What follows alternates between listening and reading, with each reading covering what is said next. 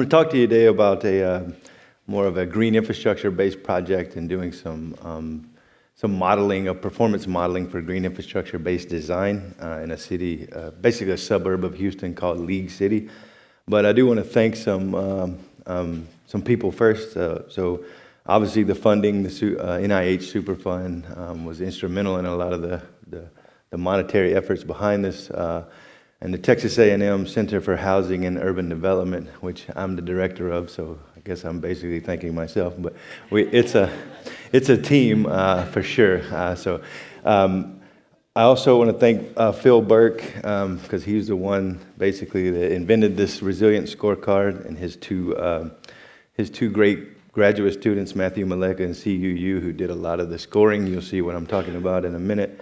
Dongying Lee, who presented in the International Geodesign Collab earlier this week. And then a special thanks to Jishu Choi, who is probably the greatest graduate student ever known to man. She did a lot of the drawings and design for this, so I can't thank her enough for all of her great work. Let's jump into it. I think everyone's pretty familiar with Carl's framework here. So we try to use the framework and the different models to organize kind of the research here and the design. So we did a lot of upfront modeling on storm surge inundation for the site, for what it would look like with different levels of storm surge. We also mapped social vulnerability using the kind of CDC 16 variables, using a weighted raster overlay model. And I'll get into all these as we go through the presentation.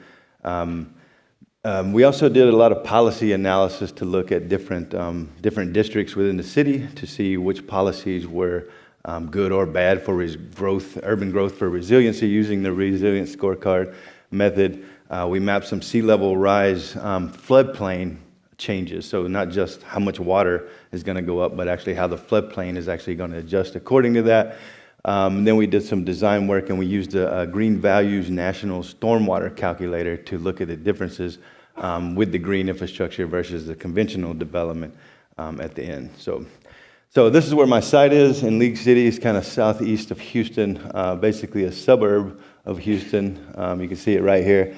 It's right off the Galveston Bay, the Houston Ship Channel, what the nation typically calls it. But you see it's kind of the northern League City, so moving into Houston. Basically the site is connected to the Ship Channel by Clear Creek, which is basically a giant boating recreational corridor for a lot of the residents in League City. And so this site is basically close to 100-acre vacant property. Actually, the city itself has about 61% what they deem vacant lands. But most of them are on the periphery. This is the only one that has a lot of it's kind of a sprawling development around it. Interestingly enough, the future land use plan, 50 years, calls for all 61% of their vacant properties to be converted, right? So no more vacant land, all residential properties, but only a 2% increase in green space, which is kind of interesting.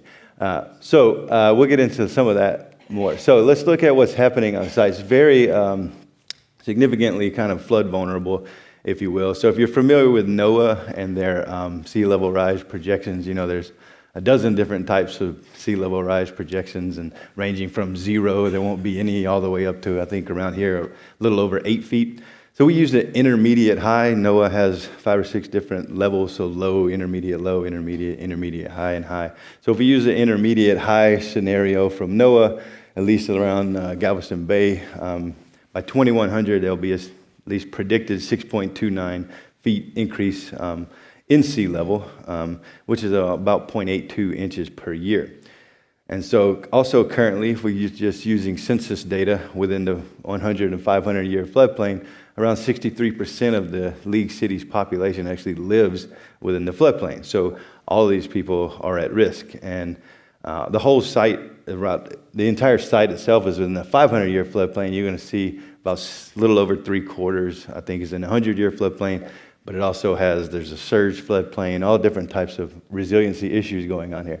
So let's look at sea level rise, the floodplain with sea level rise, okay? So as you know, sea level rises, right? The floodplain is going to expand as well, right?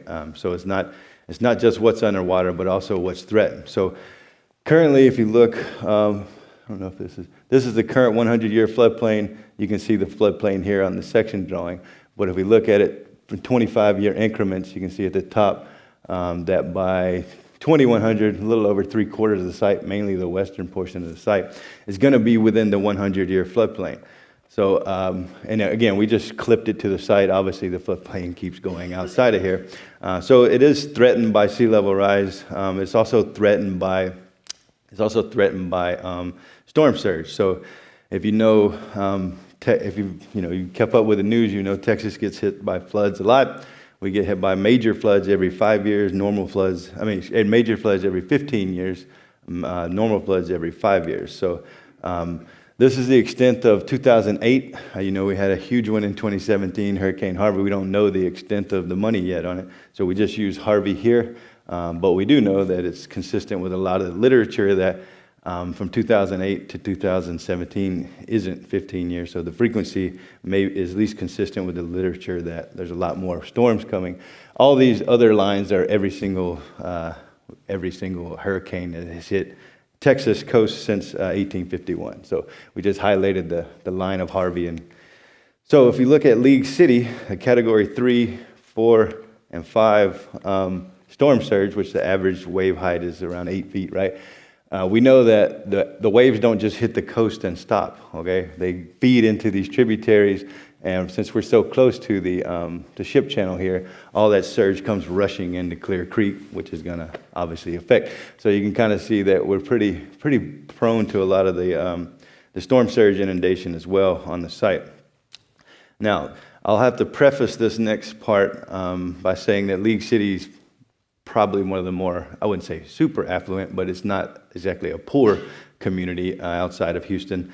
So it's not going to be super socially vulnerable, at least contextually. It's kind of at least our site's going to be right here. So it's kind of in the middle of social vulnerability. But if we use the kind of CDC 16 variables and we did a weighted overlay analysis, basically what you see if you look at just the site scale, just the city scale, our site is one of the more highly vulnerable within the city.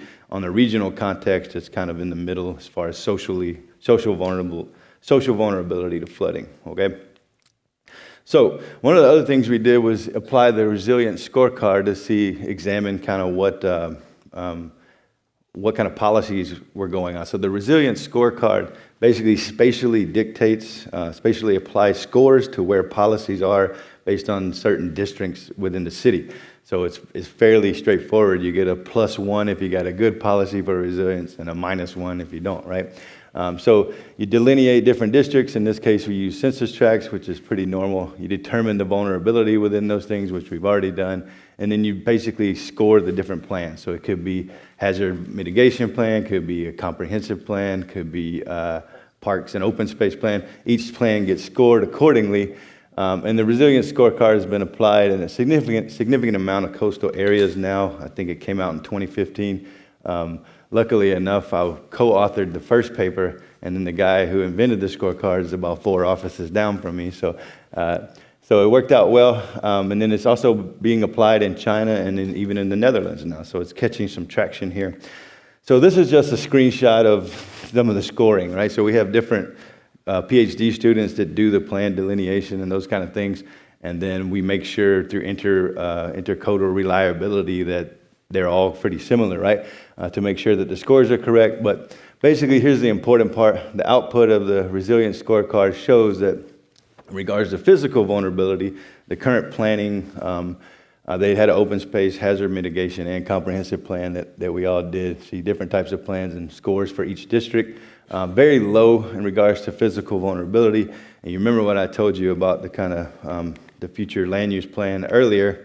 Also, one of the reasons why they have physical vulnerability, such low scores, is that they just want to develop the site, basically low density residential, those kind of enhanced auto-dominated residential. I couldn't get a good definition of enhanced from the plan, but the good news is the senior planners of the city, they actually reached out to us and wanted us to look at the site in regards to even sea level rise, so which is rare in Texas. So I'll give them props on that. So one of the things we found on the site scale is that it used to be a significant amount of wetlands, and one person owns the entire lot. They clear cut it recently to help sell it to developers.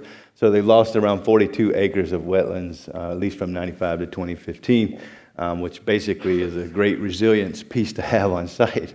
We found that. So we did a significant amount of case studies, Japan to really the Netherlands. We did a lot with them because they're kind of the pioneers. But we kind of came up with some ideas of a toolkit we could apply through the site and organize it between structural-based mitigation techniques to green infrastructure or non-structural. And then basically we organize them according to cost so that the city could see, an elevated highway is going to cost much more than, a dredged area, those kind of things. But we also tried to show them is that we could scatter these things through the site, right? And as sea level rise, right, the site will be protected. And we tried to design them in a way that if humans interacting with it wouldn't know they had all these kind of resilience pieces in them. So those kind of things. So things like elevated architecture, levees to even just kind of retaining walls. So we try to open their eyes to all the different facilities available. And this was the master plan. So we took, basically we had a studio. I had a fourth-year undergraduate studio do 5 different scenarios, present those to the clients, and then had my great graduate student who I mentioned earlier. She synthesized all the ideas based on the feedback from the communities, all those things. This was the final product. Obviously, most of the development, we tried to preserve what was left of the wetlands, and most of the development we tried to push out of the floodplain other than this area, which all the buildings are projected to be put on stilts. And these are all just different functions they wanted to put in, and most of the density stays around these major arterials on the edge here. So obviously the middle area is where they're going to be the most flooding. We tried to limit the development within it. All right, so this was the idea. We scattered the toolkit throughout this site. Looks like a nice mixed-use kind of development, compact development, but it has all these resilience pieces in the middle of it, and then we try to show the community, okay, it works typically on a dry day, right? And then here's all these different elements that we put in it to help protect it. And the reason why we do that is in a 100-year flood, the flood is actually contained, so we don't have expansion into the development anymore. And all these other kind of pieces, even protecting it. And then a 500-year flood, we do get some on the architecture, but it's all elevated and protected, at least on the eastern side of the site. So we have all these elements kind of tucked in here that are protecting it. We try to phase it in, show them how to phase it in. So the idea is that the first phase you build out of the floodplain while you're making mitigation techniques, setting up mitigation techniques in the middle. Then you can get kind of closer as those mitigation techniques are added to. And then by the time the flooding is controlled, you can build closer and closer in the floodplain. We broke down the different amounts of dwelling units. Obviously, most of the development occurs in phase 1 outside of the floodplain, and you can kind of see the green infrastructure. Most of the other than the preserved wetlands early on, this is all green infrastructure that's built in and tucked into the actual development we proposed. So then these are just perspectives with impacts. You'll see this is from the Green Values National Stormwater Calculator. But basically, every phase that we put in here, the green, it calculates what they call benefits based on carbon sequestration, saved energy usage, groundwater sequestration, those kind of things. And it calculates annual benefits, and then obviously it'll capture green infrastructure amount of volume captured. So we decrease with the green infrastructure, at least each phase around 1/3. And we basically are increasing volume of water and the annual green benefits per phase. So in phase 2, we see another 1/3 and increase in the amount of benefits. Of course, over time, it gets better and better and more benefits per year. And then again, almost 1/3 decrease in impervious surfaces in phase 3. So overall, this is kind of the impact per phase, and then we have an impact. Basically, we ran the calculator for each phase, and then we ran it overall. So as I said earlier, you can kind of see around a 1/3 decrease in impervious surface based on the green infrastructure. The 90% storm difference is increased significantly over time, and the runoff captured, and we increase annual benefits, each phase. So this is kind of the overall impact. Basically, what we found is that the green infrastructure will pay itself off in around 40 years, and then after that time, it starts actually giving you money. But the important thing is that at 2050 and 2100, the new floodplain projections are much smaller, so we contained a lot of the flooding, at least the floodplain, and the flooding. Overall, you can get around a life cycle. You can do life cycle benefits up to 100 years in that calculator. So it projected at least around $1.3 billion in 100 years, with a little over 3,000 jobs, a little over 2,000 people all protected, and $23 million in new property that was protected. And if you're interested in the paper, we just came out like a month ago. This is it in press. You can get the online version right now. This is basically the same title. It's in Landscape Research. There are a couple of other papers that came from pieces of this work that I'm second author on and stuff that you can check out as well. Got a lot of press on this, from World Landscape Architecture to Landscape Architecture magazine, and my fantastic graduate student won a bunch of awards with it. So. Thank you.